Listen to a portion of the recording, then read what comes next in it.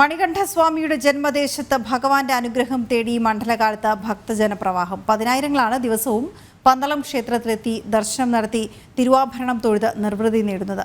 ശബരിമല തീർത്ഥാടകർക്ക് പുറമെ മറ്റ് അയ്യപ്പ ഭക്തരും ധാരാളമായി പന്തളത്തേക്ക് എത്തുന്നുണ്ട്.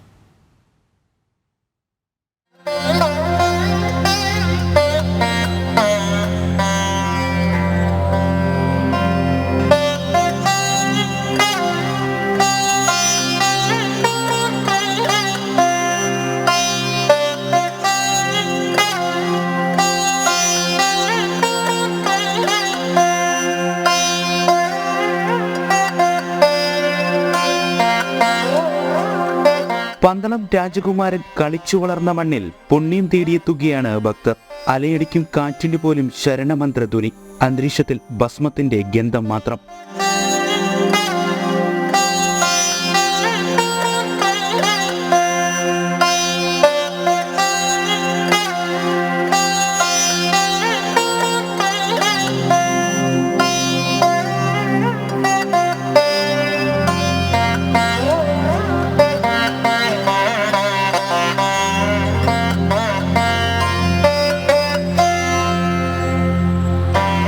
എല്ലാ ദിവസവും നട തുറക്കും മുതൽ പന്തളം വലിയ കോയിക്കൽ ക്ഷേത്രത്തിൽ വൻ ഭക്തജനത്തിരക്കാണ്.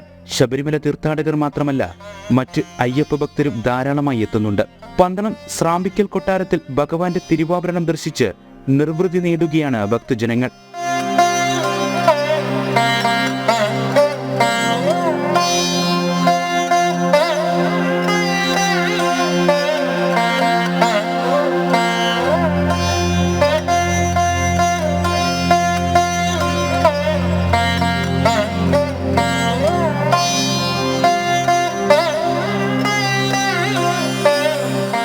തിരുവാഭരണ മാളികയിൽ ഭക്തരുടെ നീണ്ട നിരയുണ്ട്. മണ്ഡലപൂജ കഴിഞ്ഞ് ശബരിമല നടയടയ്ക്കുന്ന ഡിസംബർ 26 വരെ തുടർച്ചയായി തിരുവാഭരണ ദർശനമുണ്ടാകും.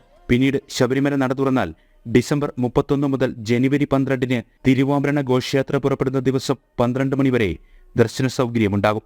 വരും ദിവസങ്ങളിലും വലിയ ഭക്തജനത്തിരക്ക് പ്രതീക്ഷിക്കുന്നുണ്ട്. ശബരിമലയിൽ പോയി അവിടെ ഭഗവാനെ തൊഴുത് തിരുവാഭരണങ്ങൾ ദർശിക്കാൻ സാധിക്കാത്ത ഭക്തജനങ്ങൾ കൂടുതലും പന്തളത്ത് എത്തിച്ചേരുന്നുണ്ട്. ഭക്തജനങ്ങളായ വനിതാ ആൾക്കാരും അതുപോലെ നമുക്ക് യുവതികളായ ഭക്തർക്കെല്ലാം പന്തളത്തെത്തി സുഖദർശനത്തിനുള്ള സൗകര്യം കൊട്ടാരം ഒരുക്കിയിട്ടുണ്ട്. അവർക്ക് വേണ്ടതായ എല്ലാ സൗകര്യങ്ങളും മുൻകാലങ്ങളെ പോലെ കൊട്ടാരത്തിൽ നടത്തുന്നുണ്ട്. പന്തളം വലിയ കോയിക്കൽ ധർമ്മശാസ്ത്ര ക്ഷേത്രത്തിലും മണികണ്ഠനാൽത്തറയിലും അനുബന്ധ ക്ഷേത്രങ്ങളിലും ചിറപ്പുത്സവത്തിനും കെങ്കേമമായ തുടക്കമായി.